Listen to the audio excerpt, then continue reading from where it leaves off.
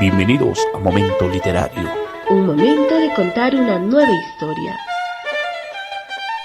Buenas tardes, bienvenidos a su programa Momento Literario. Hoy les traemos un episodio especial dedicado a uno de los grandes poetas y filósofos del siglo XX, Khalil Gibran, y en este espacio exploraremos su obra más famosa, El Profeta, un libro que ha tocado el alma de millones de personas en todo el mundo.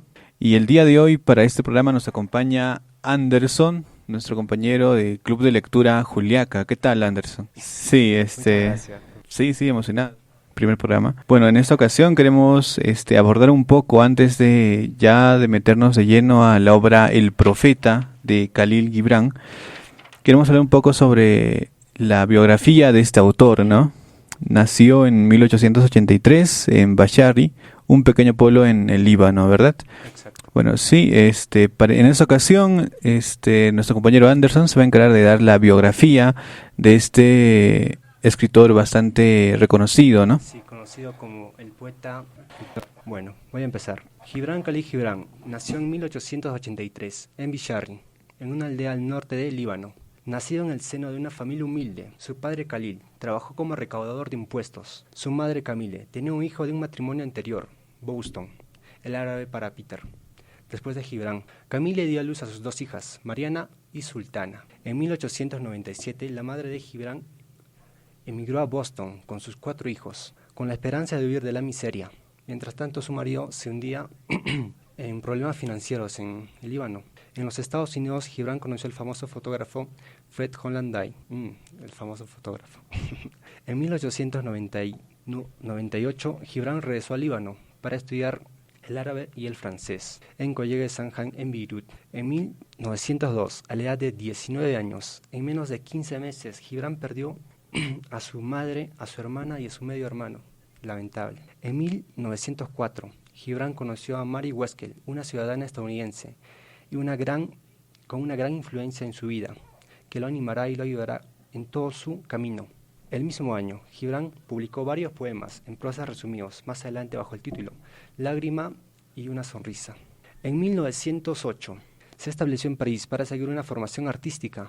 1908. En 1911, Gibran se estableció en Nueva York, donde inició una rica e íntima correspondencia con Mike Ziade, una intelectual libanesa que vivía en el Cairo. En 1918, el primer libro de Gibran, escrito en inglés, fue publicado bajo el nombre de El Loco. El primer libro de Gibran, vaya. En 1920, Gibran fundó con otros coescritores, poetas y árabes y libaneses, residentes en los Estados Unidos, una sociedad literaria llamada la Liga Literaria. En 1923, El Profeta, obra seminal de Gibran, fue publicado.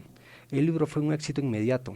Al mismo tiempo, Gibran inició una sólida amistad con Barbara Young. Más tarde, se convirtió en su secretaria y su compañera hasta el final de sus días.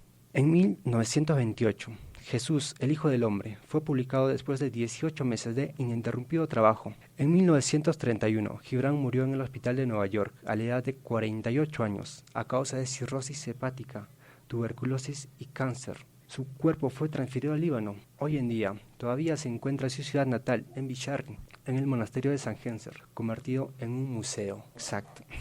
Toda una figura que era fascinante por muchísimas razones, ¿no? Exacto. Era, ¿cómo decirlo? Un multitalento artístico, se le podría decir. Sí.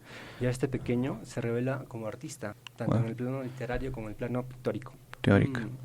Sí. Aquí dice que Gibran también fue un talentoso pintor que realizó más de 700 obras de arte, ¿no? Exacto. Sí. Y sus pinturas están ahora mismo exhibidas en las galerías de arte en París y en Nueva York. Fue lamentable, ¿no? Como murió su madre, sí. su hermana, su medio hermano. Sí, creo que... Igual, de la misma razón. Su hermano murió de cáncer. El cáncer fue hereditario porque también Gibran tenía cáncer. Lamentable. Ya que mencionaste el libro de Jesús, el Hijo de Nazaret, me recordó a ese pasaje en el que hay un seguidor de Dios que pierde absolutamente todo, pero aún así sigue creyendo en él, o en Dios específicamente. Fue Yosef, ¿no? Sí, creo que sí. Sí. Exacto, Yosef. Sí. Pierde absolutamente todo, ¿no? Pierde sus casas y empieza a perderlo todo poco a poco. Y aún así sigue creyendo en Dios. Sigue creyendo en Dios. Y eso es quizás podríamos decir que es un poco inentendible, pero cuando lo entiendes creo que es bastante Sí. bueno que lo entiendas, ¿no? Sí, creo que al final Dios lo recompensa, ¿no? Con más hijos, más tierras, más Ajá, cosas, exacto, sí. sí. Pero desde mi punto de vista, eso me parece algo hipócrita de parte de Dios. También. Creo que sí, es Sí, cierto. hipócrita. Porque no, yo veía un capítulo antes de un dibujo animado y hablaba sobre eso, ¿no? Sobre Joseph, que había perdido todo. Y dice, ¿por qué Dios tendría que hacer sufrir a alguien que le sigue de tan buena forma, ¿no? Es que, ¿sabes por qué Dios hizo eso? Porque creo que entró en un debate con el diablo. El diablo Sí. lo retó a hacer eso. Y Solo por dices, eso. exacto, dices, ¿solamente por ese reto? Y es como que Sí, en la Biblia habla sobre eso y dices, qué chocante cuando lees eso, ¿no? exacto. Ahora mismo en ese tiempo creo que es una de las cosas que quizás sea más chocante para una persona común. Sí, Sí. Y es esa parte también que el escritor de hoy, Gibran, exacto. tiene ese tipo de filosofía espiritual, ¿no? Y es por eso que unos pasajes del libro que vamos a leer, incluso el día de hoy, del que vamos a tratar, Es que su familia también era seguidores de la iglesia maronita. Moita, sí, Exacto. Una iglesia católica oriental. oriental, wow. Mm, Sí.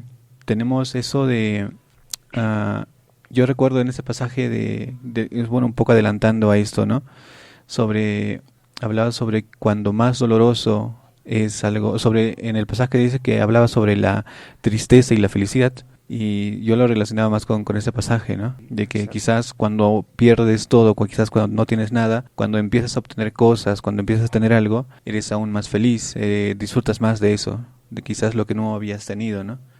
No lo había visto desde ese punto de Sí, vista. sí, Pero aunque bueno. quizás sí, en algún punto también quizás, y esto pasa mucho ahora, quizás a veces son cosas que no tenemos, pero quizás tratamos de disfrutar tanto de esas cosas que nos embriagan y quizás nos ciegan también, es como que siempre verlo de muchas cosas, ¿no? Sí, Sí. es impactante también. Se muere su hermana y su madre. Y Sí. sigue con lo suyo. Terrible. Murió a los 48 años, ¿verdad? Exacto. Sí. Pero su influencia aún perdura en estos tiempos y su trabajo, el trabajo de Gibran, ha sido citado por figuras tan variadas como John Lennon y Johnny Cash, además de que sus frases se han vuelto casi proverbiales, como el siguiente que cito, dice, vuestro dolor es la ruptura de la cáscara que encierra vuestra comprensión, así como la semilla del fruto debe romperse para que su corazón pueda estar al sol, así debéis conocer el dolor, ¿no? Bueno, Terrible. sí, proverbial sus frases, Proverbial. sí. Mm.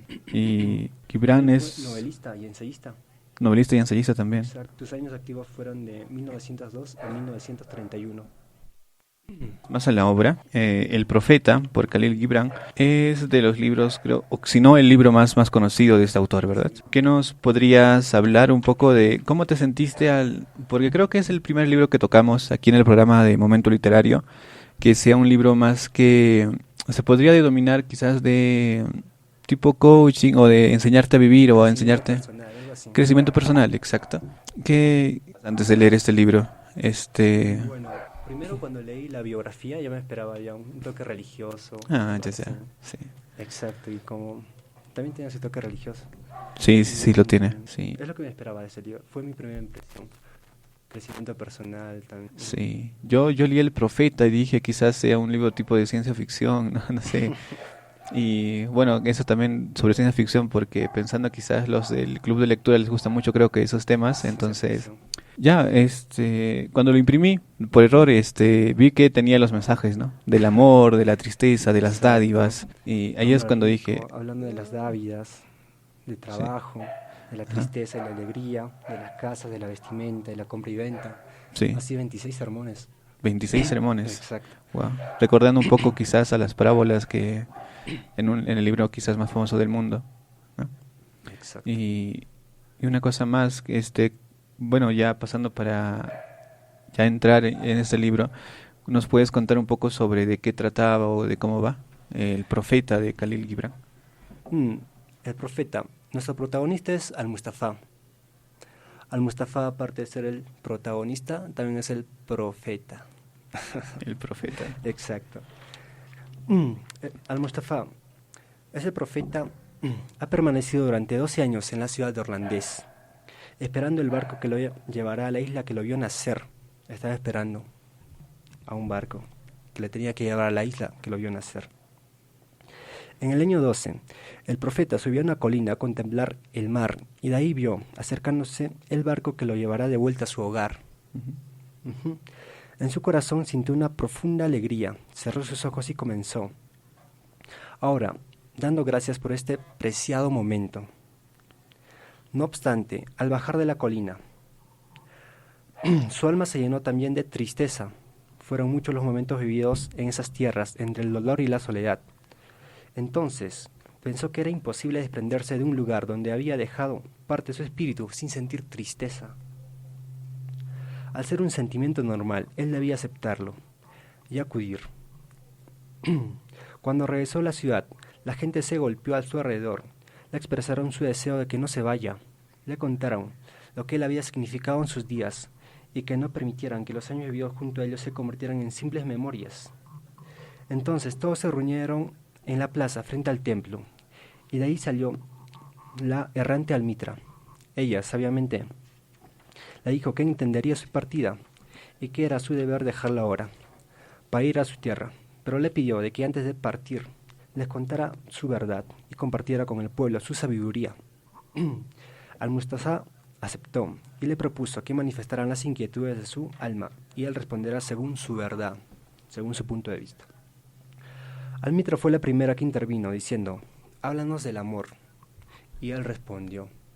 Al-Mustafa habló del amor. Almitra nuevamente habló y dijo, ¿qué tienes que decirnos sobre el matrimonio? Y Mustafa habló sobre el matrimonio. Y una mujer que estrechaba una criatura contra su seno se acercó y dijo, háblanos de los hijos. Al-Mustafa respondió, habló sobre los hijos. Un hombre rico dijo, háblanos de las Navidades. Y Al-Mustafa respondió. Luego un anciano poseedor dijo, háblanos de la comida y de la bebida. Al-Mustafa respondió. Fue una mujer la que pidió, háblanos de la alegría y de la tristeza. Y él respondió. Se adelantó un albañil y dijo, háblanos de las casas. Interesante, ¿no? Que un albañil pregunte justo de las casas. Luego un tejedor pidió, háblanos de la vestimenta. Y Al-Mustafa habló de la vestimenta. Un mercader dijo, háblanos de la compra y venta. Y Al-Mustafa respondió, habló de la compra y venta también. Uno de los jueces de la ciudad, adelantándose, dijo, háblanos del crimen y del castigo. Al-Mustafa habló del crimen y del castigo. Entonces un jurista preguntó, ¿qué nos dices de las leyes? El Mustafa habló también de las leyes. Y un orador dijo, háblanos de la libertad. El Mustafa respondió, habló de la libertad. Luego, la sacerdotisa habló, háblanos de la razón y de la pasión. Al Mustafa habló de la razón y de la pasión. Una mujer pidió entonces, háblanos del dolor. Habló del dolor. Un hombre dijo, háblanos del conocimiento de uno mismo. Y él respondió, habló del conocimiento de uno mismo. Entonces un maestro dijo, háblanos de la enseñanza. El Mustafa habló de la enseñanza. Un humanista dijo, háblanos de la conversación. Al Mustafa habló de la conversación. Un astrónomo dijo, maestro, ¿qué nos puedes decir del tiempo? Esta pregunta lo hace un astrónomo. Mustafa también dio su opinión sobre el tiempo. Uno de los ancianos de la ciudad dijo, háblanos del bien y del mal. Esto lo hace un anciano, importante.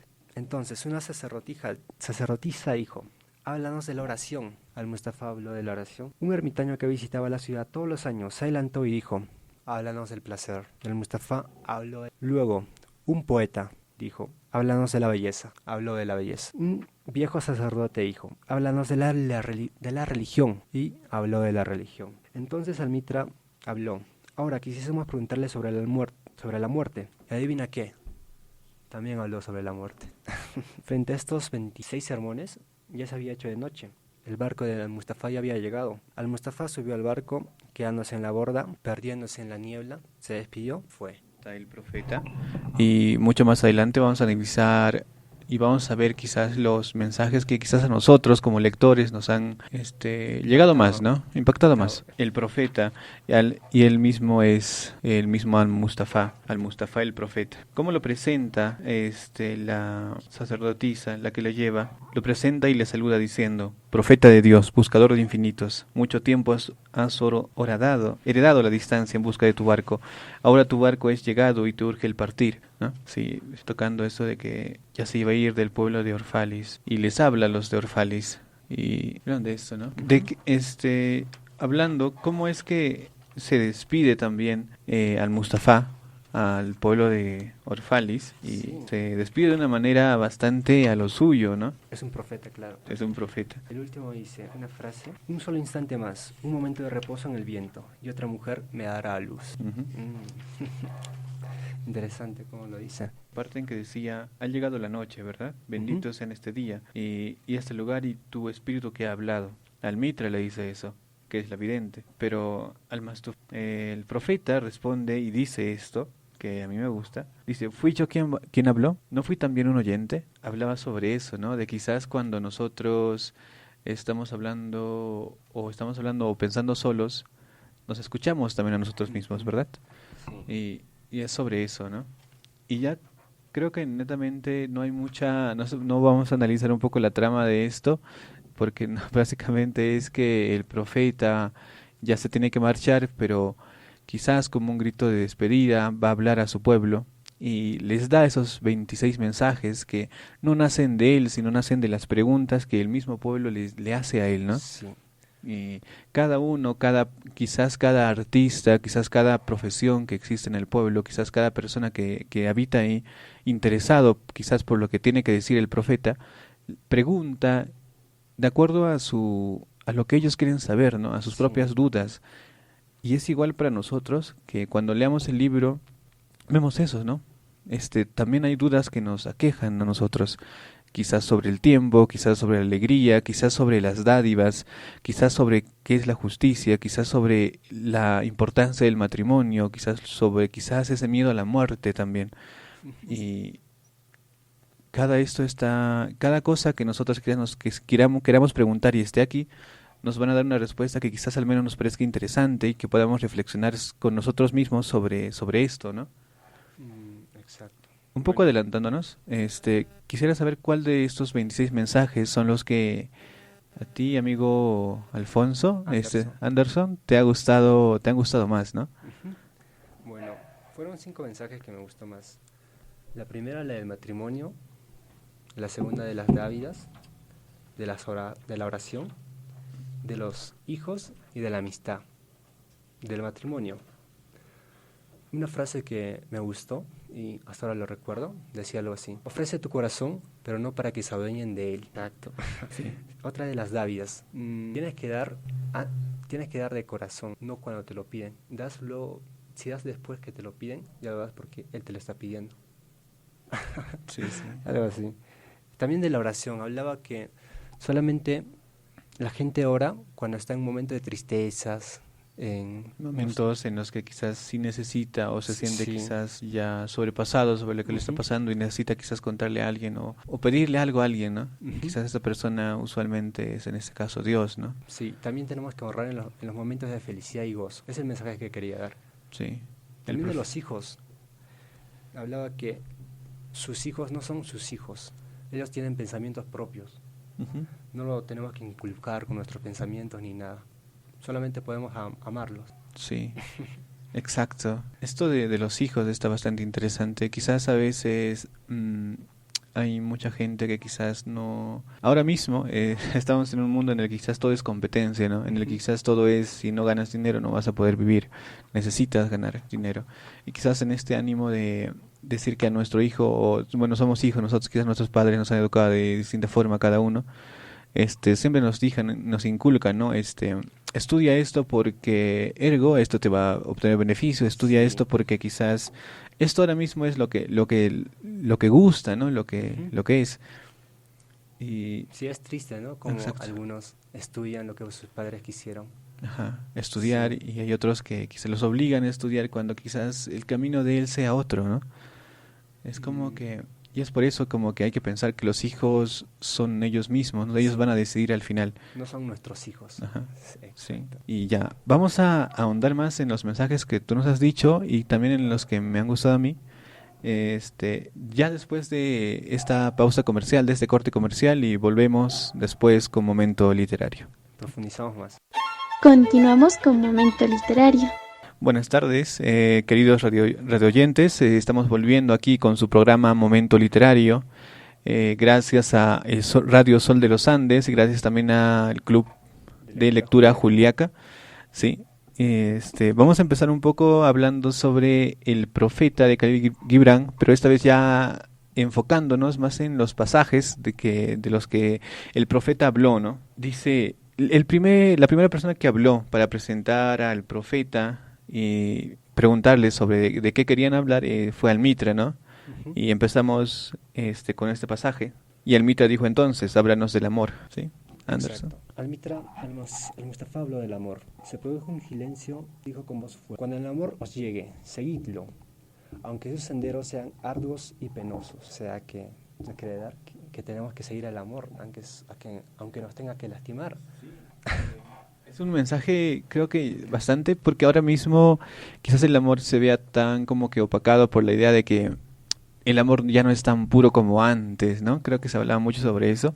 Y creo que es lo que al menos lo que yo entiendo sobre lo que quería decir el profeta en este libro, es cuando el amor os llegue, seguidlo, aunque sus senderos sean arduos y penosos. Es quiere decir que podríamos decir que el amor es ciego en ese momento, ¿no? Pero quizás no tan ciego ahora. Es decir, que yo lo entendía este pasaje más que nada sobre cuando amas algo o amas a alguien, lo amas de verdad, ¿no? Lo amas con todo, quizás con lo malo, con lo bueno, quizás con lo que quizás no te guste. Amas todo eso. Desde mi punto de vista, yo creo que el verdadero amor es el compromiso. Exacto, ese compromiso que tienes Es que hay amor a diferentes cosas también, ¿no?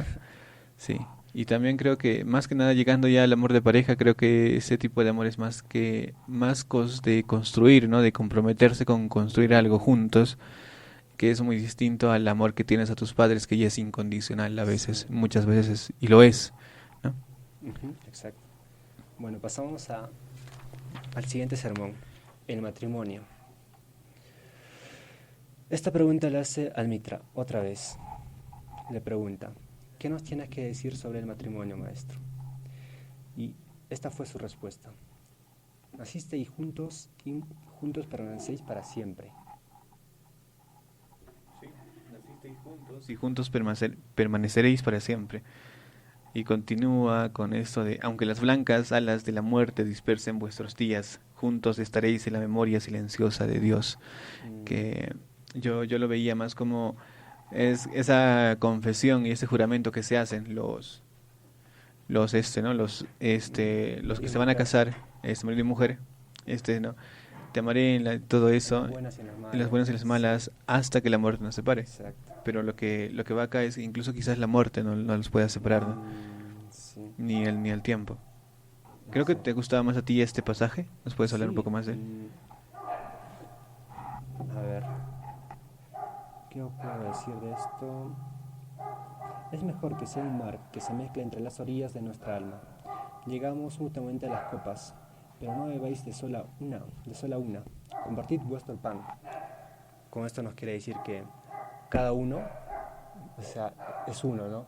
Que no se tienen que juntar demasiado. Algo así. Sí. Había este pasaje de los hijos también, que ya lo comentamos un poquito en el corte, ¿no? Sí. Nuestros hijos son vuestros hijos. Son los hijos y las hijas del anhelo de la vida. Son los hijos y las hijas del anhelo de la vida. Muchas personas a veces que queremos inculpar, ¿no?, con nuestros pensamientos a nuestros hijos. Ya lo comentamos en un momento. Sí, queremos que sea como nosotros. Es lamentable eso. Porque quizás son nuestros hijos. Bueno, no somos padres todavía. Quizás comentar esto es un poco difícil para nosotros. Pero quizás el aspecto de nuestros hijos, como hijos, podríamos hablar Y decir, ¿no? Que quizás, a veces hay momentos en que quizás el padre te sobrecarga con algo, ¿no? Porque también quiere lo mejor para ti. A veces quizás nosotros, y a veces respondemos de mala manera, decimos, no es tu vida, no te importa, ¿no? Y si no me vas a apoyar, ¿para qué me tuviste? A veces creo que hay esas respuestas, creo que son Sí, comunes. sí. No sé si te haya pasado, a mí tampoco no me pasó, No, no me pero pasó. no me pasó tampoco, pero yo supongo que hay ideas, momentos así, ¿no? En el que quizás el padre exige tanto a un hijo Ujú. que el hijo se siente muy sobrecargado para poder... quizás siendo que esa cosa que lo está sobrecargando quizás no le guste eso, ¿no? Quizás no le gusta estudiar eso. Y a veces quizás los padres también se preocupan de eso, ¿no? Y ellos ya hacen su evaluación y dicen, Mm, hijo, Pero estudia esto en el porque... fondo los padres siempre quieren lo mejor para los Exacto. hijos. Eso es cierto. Hay que partir del punto en el que los padres quieren siempre lo mejor para los hijos, Verlo desde ese punto. pero hay también Pero otros también puntos tenemos que respetar a los hijos, ¿no? de respetar a los hijos que quizás lo mejor para ellos quizás es otra cosa, ¿no? Ujú, exacto. Sí. Bueno, pasamos al siguiente sermón entonces. las dádivas. Exacto. Habló del hombre rico, dijo, háblenos de las dádivas. Mm. Dais muy poco cuando lo que dais es de vuestro patrimonio. Damos muy poco cuando lo que damos es de nuestro patrimonio. Mm. Interesante. Mm. Sí, de las dádivas. Dice, y esto es muy cierto, dais muy poco cuando lo que dais es de vuestro patrimonio, y solo dais realmente cuando dais algo de vosotros mismos.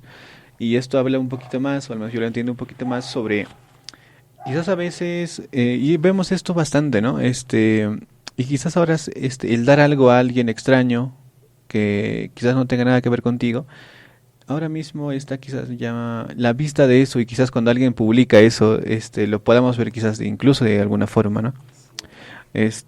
Pero dice aquí, quizás a veces de lo que nosotros ganamos cuando damos a alguien siempre es poco, ¿no? Nunca es mucho. Pero cuando nosotros demos algo que sea de nosotros mismos, algo propio, lo damos de corazón, quizás eso sea incluso más valioso que ese dinero, ¿no? O quizás ese algo. Tenemos que dar de corazón, no cuando nos piden. Exacto. Porque cuando nos piden ya se quiebra eso de ser quizás realmente generoso con algo, ¿no? Sí, es verdad. Cuánta verdad hay aquí. Pasamos al siguiente. De la comida y de la bebida. De la comida y de la bebida. Sí.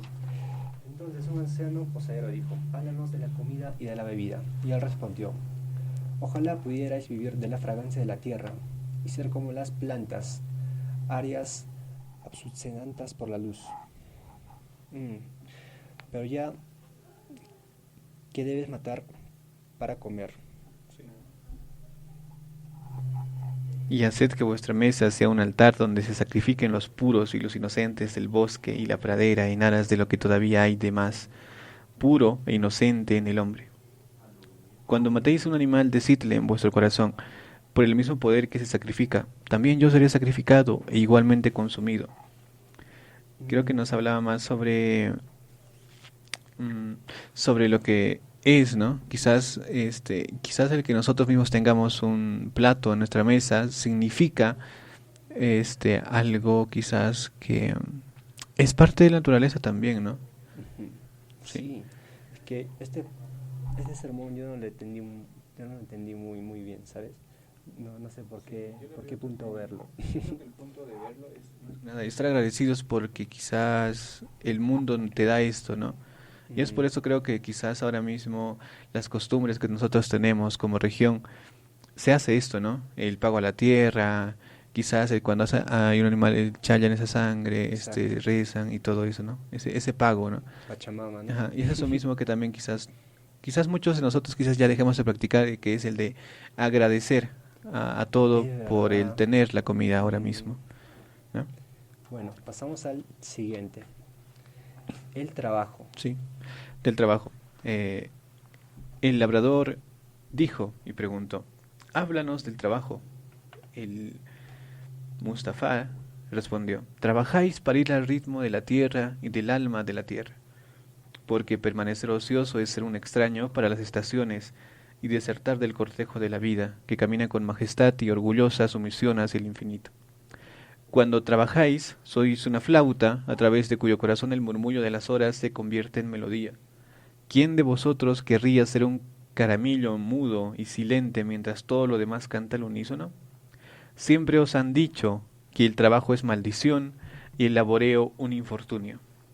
Mas yo os digo que cuando trabajáis cumplís una parte del más remoto sueño de la tierra, una parte que nos fue asignada a vosotros cuando el sueño nació. Y trabajando estáis en verdad amando a la vida. Y amar a la vida mediante el trabajo es estar en intimidad con el secreto más recóndito de la vida, ¿no? Yo quería, sí, un poquito reflexionar sobre esto. Muchas veces nosotros vamos a hacer, y estoy seguro que vamos a trabajar que quizás en cosas que no nos gustan, que quizás en que nosotros no nos sintamos, no nos vamos a sentir quizás lo bastante comprometidos como nos gustaría, ¿no? Hay esos trabajos y creo que a todos se nos presentan trabajos que... pasado, yo creo. Sí, a todos. Porque trabajamos quizás ahora mismo más por necesidad, porque queremos conseguir algo.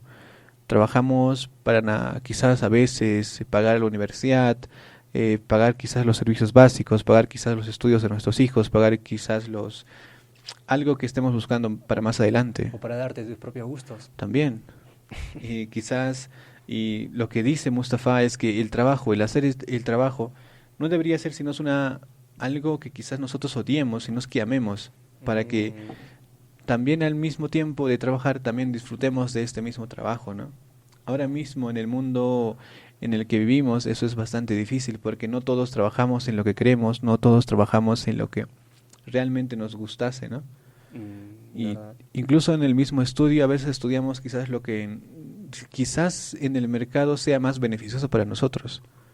Y esto lo vemos reflejado quizás mucho en las atenciones que quizás un ciudadano recibe cuando va a pedir información o cuando va a pedir esto pasa mucho quizás en las entidades públicas también en las privadas seguramente, pero quisiera contar un poquito más sobre las entidades públicas, que habla más sobre esto de o sea, están trabajando ahí quizás porque ya por necesidad, ¿no? Y también porque ya habían dado algo y están recibiendo algo. Y ese es el trabajo, ¿no? Sí. Desde tu punto de vista, ¿a ti te gustaría trabajar de lo que te gusta? ¿Trabajar ahora mismo de lo que me gusta? Sí. ¿A ti te gustaría trabajar de lo que te gusta? Trabajar, hay cosas en las que me gustaría trabajar. Ahora mismo quizás yo trabajo en algo que quizás no sabía que me iba a gustar, pero quizás ahora ya me gusta más, ¿no?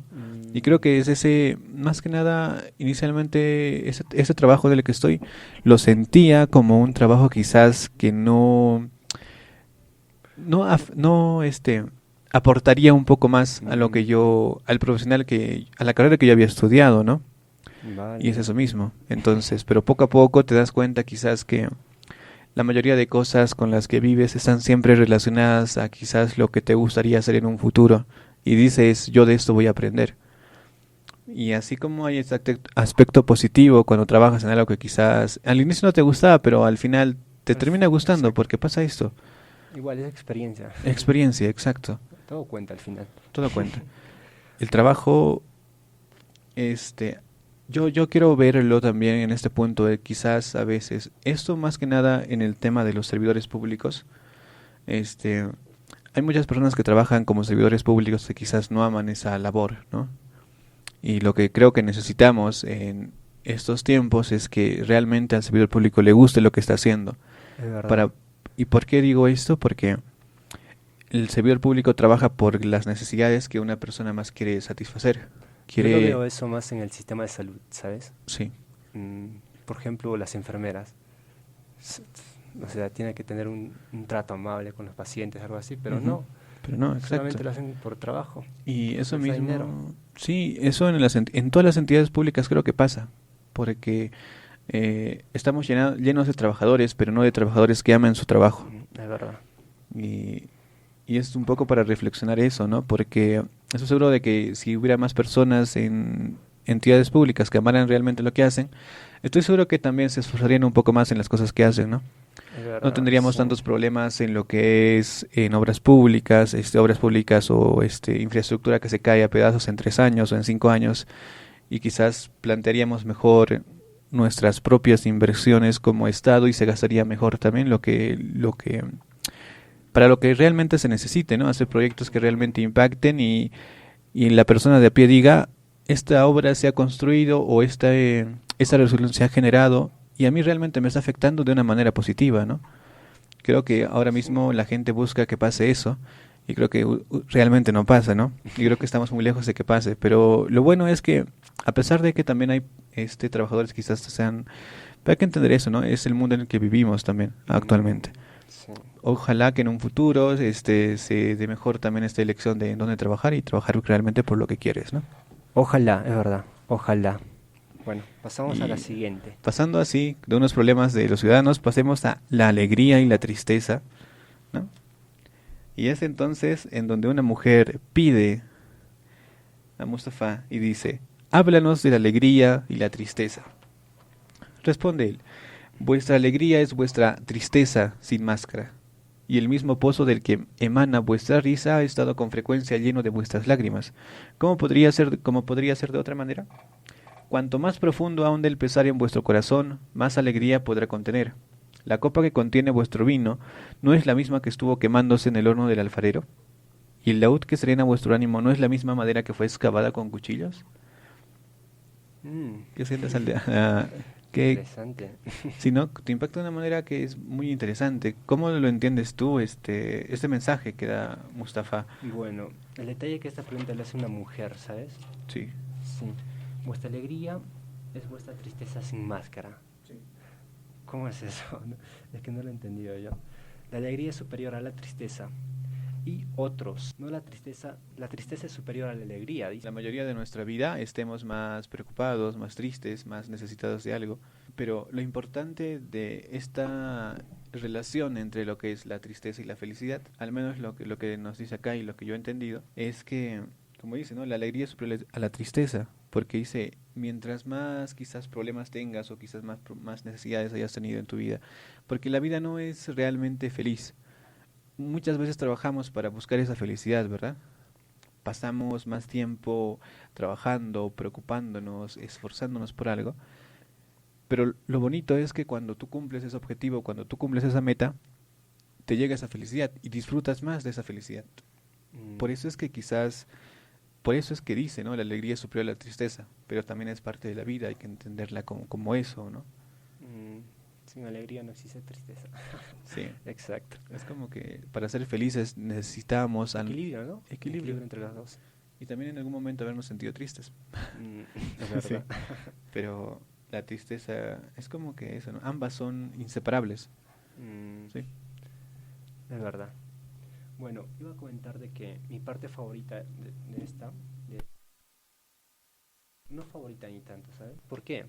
¿Tú tienes alguna? ¿En qué parte del libro? Bueno, pasamos a la siguiente. Se adelantó un albañil y dijo, háblanos de las casas. Y él respondió, levantad vuestro caso, en vuestro acaso sintáis deseo de hogar, de igual manera, ese otro, yo vagabundo, y en vosotros, vuestra mayor morada. Sí. Interesante. ¿Cómo lo entiendes tú, Anderson? Vuestro cuerpo es la mayor morada. Y ahora en este tiempo, por ejemplo, ¿cómo lo definirías? Como yo lo entiendo, vuestro cuerpo es vuestra mayor morada, ¿no? Estoy seguro que nos ha pasado y muchas veces hemos sacrificado horas de sueño para construir algo, para poder tener una casa. Y pasa mucho eso, ¿no crees? Es verdad. Actualmente se sacrifica físicamente y psicológicamente, te sacrificas tanto por obtener algo y obviamente también es que es necesario ya hacerlo, ¿no? Sí. Pero también es importante que también te cuides tú mismo, que disfrutes, ¿no? Y creo que es por eso que hay muchos lugares de diversión ahora. Sí. De ese modo. Sí. Bueno, pasamos a la siguiente entonces. De la vestimenta. Un tejedor pidió, háblanos de la vestimenta. Y él respondió, vuestras ropas ocultan mucho de vuestra belleza, mas no esconde lo que no es bello. ¿A ti te interesó esta parte, no? ¿Me puedes comentar un poco? Sí, me interesó un poco esta parte porque había una parte que decía sobre no olvidéis que el pudor no es ninguna coraza contra los ojos del impuro. Y cuando el impuro ya no exista, ¿qué será el pudor sino cadenas de impureza de la mente? Y no olvidéis que la tierra goza al sentir vuestros pies desnudos y que el viento anhela jugar con vuestros cabellos, ¿no? Es verdad. Hablamos sobre la vestimenta más que nada. Sobre más que nada ese aspecto de sentir libertad a lo personal, ¿no? Creo que más hablaba no tanto de la ropa per se, sino solo más sobre cómo se siente uno siendo libre, ¿no?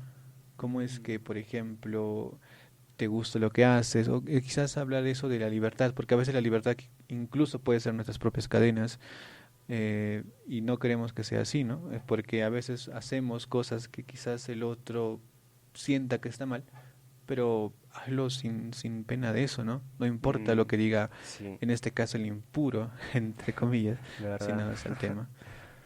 Mm, Y bueno, ya estamos cerca de finalizar el programa, hay muchos más temas, como habló Anderson, dijo sobre el bien y el mal, de la compra y la venta, de la del compra y la crimen y el venta, castigo, de las de leyes. las leyes. Y hay un pasaje también de la misma libertad, como se Mm, dice, ¿no? sí. Y hay muchos más. Es un tema, este libro es un poco diferente a quizás a lo que, al menos yo, quizás diferente a lo que estoy ¿Acostumbrado? acostumbrado a leer, ¿no? Sí. Me he tomado de una manera que es muy distinta. Quisiera que nos des unos palabras alguna- finales sobre el libro. Vale. ¿Algunas palabras finales sobre el libro? Yo creo que todo es parte de todo. Todos formamos parte de todo. Así sea por nuestras diferencias, por ejemplo, por el color de piel, o por ser de otro país, o tener otra ideología.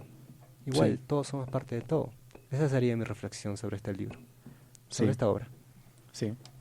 El Profeta por Khalil Gibran, a mí me ha parecido un gran libro. Quizás un poco hay cositas que quizás no entendamos todavía porque hay que analizarlo un Hay que poquito más profundizar profundamente, muchísimo más. profundizar mucho más. Pero creo que es un buen libro quizás para aprender a cómo percibir las cosas un poco diferentes, ¿no? A las que quizás ya percibimos, ¿verdad? Es verdad. Y bueno, lo recomendaría leer desde ese momento, ¿no? Quizás tampoco sentirnos desesperanzados por la vida porque, como dice, ¿no? La tristeza y la felicidad son cosas que se mantienen, son inseparables. Y a veces creo quizás un poco entra también el tema del existencialismo, un poquito. Pero mantenernos positivos en todo lo que hagamos y mantener quizás también esa alegría y amar lo que queremos, ¿no? Es lo que más creo que rescato de acá. Y hay muchas cosas también. Exacto, sí. Muchísimo para rescatar. Sí, sí. Y bueno, para recordarles que la semana pasada tuvimos una actividad y esta semana también continuamos con esa misma actividad que es el de recicla un libro y siembra conocimiento. Y estaremos este sábado 18, el sábado 10 y 11 y el 18 y el 25 de agosto dentro del mall de Real Plaza frente a Coney Park de 2 a 6 p.m. para que ustedes puedan donar sus libros y llevarse una plantita, planta. ¿no? Exacto, sí. Sí. Y bueno, agradecemos a Radio Sol de los Andes y también a los amigos del Club de Lectura Juliaca por permitirnos estar aquí. Soy de Nilsson y agradecido de estar aquí una semana más con ustedes, ¿no? Sí. Soy Anderson, agradecido por estar aquí. Muchas gracias. Gracias. Gracias. Bueno, hasta la próxima, ¿no? Hasta la próxima. Chao, chao. Programa producido por el Club de Lectura Juliaca. Nos encontramos el próximo sábado a las 12 del mediodía por Radio Sol de los Andes.